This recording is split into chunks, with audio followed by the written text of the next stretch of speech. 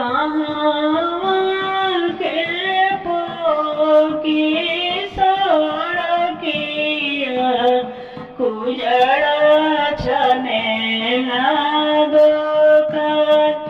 उजड़ा छने दुकान पटना के पोकी सड़किया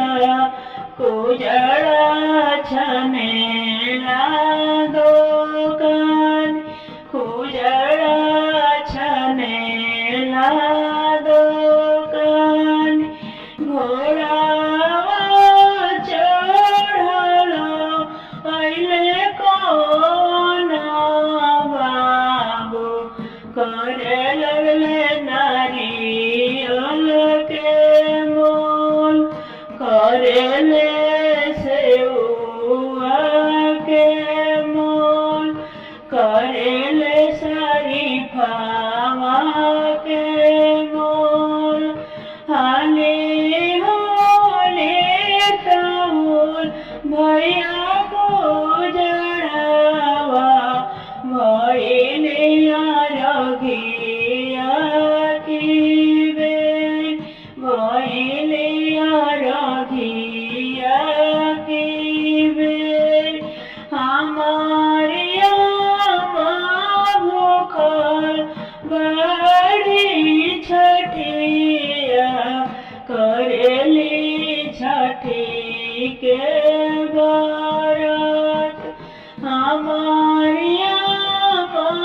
भूखल बड़ी छठिया करेली हमारो व्रत करेली हमारो व्रत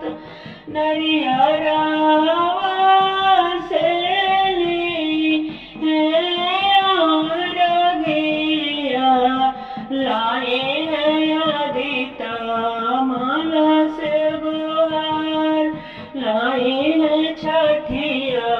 मैया से बुहार सेउआ से ली अरघिया लाए है सूरज माला से बुहार लगाई है सूरज माला से बुहार छठी मैया की नासहाइया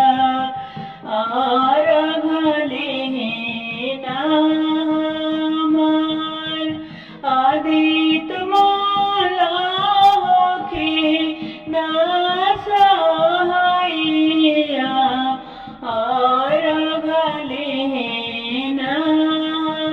आरघलिहीनामान सूरज माला की ना